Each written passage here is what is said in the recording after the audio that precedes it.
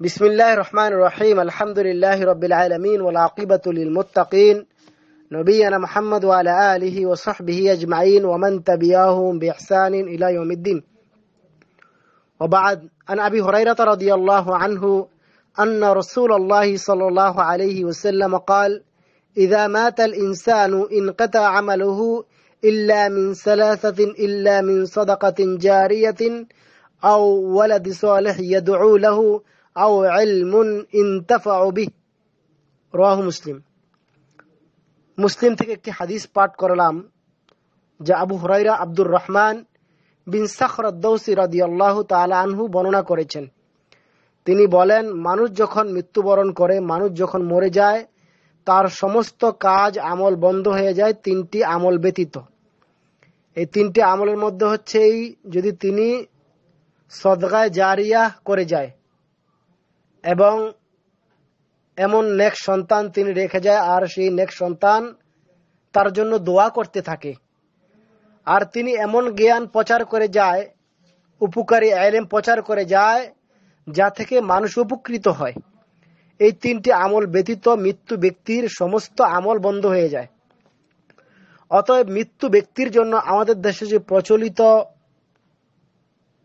যেগুলা রয়েছে, মানুষ মরে গেলে কোরআন খানি খতম করানো, গরিব মিসকিনদেরকে বাড়িতে ডেকে এনে 40 4 দিনের দিনও বিভিন্ন মিলাদ মাহফিলের অনুষ্ঠান করা হয়, তাহলে এগুলা বোঝা গেল যে হারাম এবং বেদাত। যেহেতু মানুষ মরে গেলে তার সওয়াবের জন্য এই তিনটি আমলই বাকি থেকে যায় আর তার সমস্ত আমল বন্ধ হয়ে যায়। কোনো ব্যক্তির মারা গিয়েছে, তিনি যদি সদকায়ে জারিয়া করে থাকে, এমন সদকা করে গেল, এমন দান করে গেল যেগুলা জারি থেকে গেল, অর্থাৎ চালু থেকে গেল, মাদ্রাসা করলো, মসজিদ করলো, জনকল্যাণমূলক কাজ করলো, পানির কূপা খুঁতে দিল, অথবা তিনি কোনো কল তৈরি করলো, রাস্তা করে দিল, যা থেকে মানুষ উপকৃত হয়। আর এই উপকৃত হওয়ার কারণে তার মৃত্যু ব্যক্তির আমল নামায় সওয়াব লেখা হবে। এই আমল জারি থাকবে কিয়ামতের আগ পর্যন্ত। যতদিন এই মানুষ উপকৃত হবে ততদিন কি থাকবে, তার আমল নামায় সওয়াব লিখতে থাকবে আল্লাহ সুবহানাহু ওয়া তাআলার। আর সেখান থেকে মানুষ যদি উপকৃত হয়, তাহলে সেই উপকার করার কারণে ওই ব্যক্তি থেকে হয়তো আরেক ব্যক্তি উপকার করবে, আরেক ব্যক্তি উপকার করবে। এমনি ভাবে তার আমলটা যদি দেখার পরে মানুষ যদি উপকার করতেই থাকে, তাহলে তার দেখা দেখি আমলটার মাধ্যমে সওয়াব তার আমল নামায় লেখা হবে। এগুলো হচ্ছে মৃত্যু ব্যক্তির জন্য করণীয়, সদকায়ে জারিয়া করা, অর্থাৎ মৃত্যু ব্যক্তি এই কাজটি জীবিত থাকা অবস্থায় করে যাবে। আরেকটা হচ্ছে আও ওয়ালাদি সালিহ ইয়াদউ লাহু, এবং নেক সন্তান তিনি রেখে যাবে, আর সেই নেক সন্তান ছেলে মেয়ের করণীয় হচ্ছে আব্বার জন্য দোয়া করবে, আম্মার জন্য দোয়া করবে। আর আল্লাহ সুবহানাহু ওয়া তাআলা কোরআনে কারীমের মধ্যে দোয়া শিক্ষা দিয়েছেন, রব্বিরহামহুমা কামা রব্বায়ানি সগীরা। যখন তিনি এই নেক সন্তান আব্বার জন্য দোয়া করবে, তখন তার আমলনামায় সওয়াব জমা হবে। এমনকি সে নেক সন্তান যদি মানুষকে ভালো আদেশ দেয়, আর সে তার বাবা যদি এমন কোনো আমল শিক্ষা দিয়ে থাকে ছেলেকে, তাহলে সেখান থেকেও তার বাবা কি পাবে, সওয়াব পাবে। তো এগুলো হচ্ছে মৃত্যু ব্যক্তির জন্য করণীয়। কিন্তু আমাদের দেশে মানুষ যখন মারা যায় তাকে কেন্দ্র করে মিলাদ পড়া, মাহফিল পড়া। মিলাদ শব্দের অর্থ হচ্ছে জন্মদিন অথবা জন্মবার্ষিকী। মিলাদ শব্দের অর্থ হচ্ছে জন্মদিন অথবা জন্মবার্ষিকী।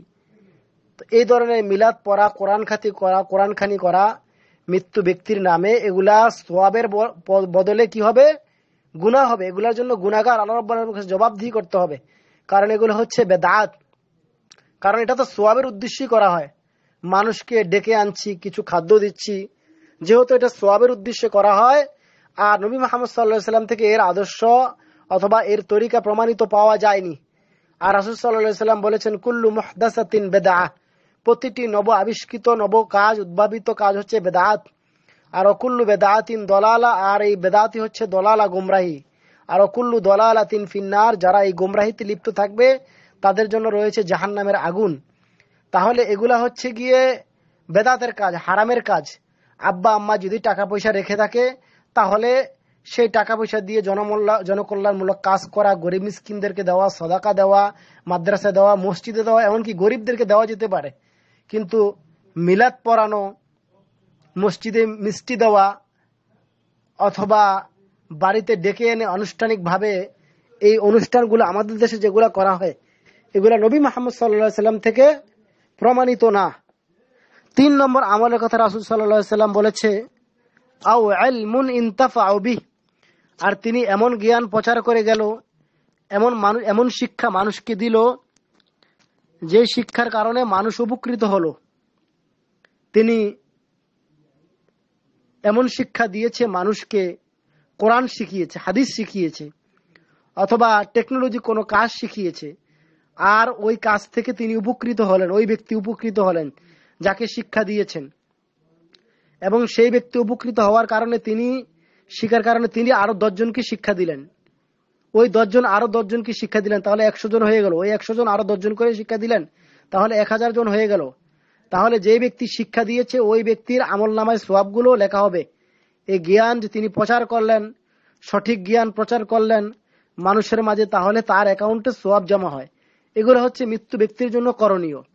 তাহলে হাদিস থেকে আমরা যা বুঝতে পারলাম যে রাসূল সাল্লাল্লাহু আলাইহি সাল্লাম বলেছেন যে ইযা মাতাল ইনসান, মানুষ যখন মারা যায়, ইনকাতা আমালুহু, তার আমল কেটে যায়, তার আমল বন্ধ হয়ে যায়। তবে ইল্লা মিন সালাসাতিন, 3টে আমল ব্যতীত, ইল্লা মিন সাদাকাতিন জারিয়া, যদি সদকা জারিয়া করে থাকে তাহলে তার অ্যাকাউন্টে তার আমলনামায় সওয়াবগুলো লেখা হবে। আও ওয়ালাদি সালিহ ইয়াদউ লাহু, আর তিনি যদি কোনো নেক সন্তান ছেলে মেয়ে রেখে যায়, তারা কি করবে? আব্বার জন্য আম্মার জন্য দোয়া করবে। এই দোয়া করা যেতে পারে। আও ইলমুন ইনতাফাউ বিহি, আর তিনি যদি কোনো জ্ঞান প্রচার করে যায়, তাহলে তার জ্ঞান প্রচার করার কারণে তার আমলনামায় সওয়াব লিখবেন আল্লাহ সুবহানাহু ওয়া তাআলা। কিন্তু সমাজে যেসব বেদাত রয়েছে, মিলাদ পড়া, কোরআন খানি করা, এগুলোর মাধ্যমে বরং আব্বার আর গুনাহ হতে পারে যদি এগুলো সওয়াবের জন্য করা হয়। তাহলে আমরা সাবধান, খবরদার মুসলিম ভাইয়েরা, বন্ধুরা, এই ধরনের বেদাতি কাজ আমরা কখনোই করব না। আমরা চেষ্টা করব আব্বা আম্মার জন্য দোয়া করা, আর যদি আব্বা আম্মা না হয়, ভাই বেরাদার হয়, তাহলে আল্লাহ রাব্বুল আলামিন দোয়া শিক্ষা দিয়েছেন, রব্বানা ইগফির লানা ওয়া লিইখওয়ানিনা আল্লাযীনা সাবাকুনা বিল ঈমান। এই দোয়াটা করতে পারেন যে কোনো মানুষের জন্য। আল্লাহ রাব্বুল আলামিন আমাদেরকে সঠিকটা জানা এবং বোঝার তৌফিক দান করুক। আমিন ইয়া রাব্বুল আলামিন। হাযা ওয়া সাল্লাল্লাহু আলা নবিয়িনা মুহাম্মদ ওয়া আলা আলিহি ওয়া সাহবিহি আজমাইন।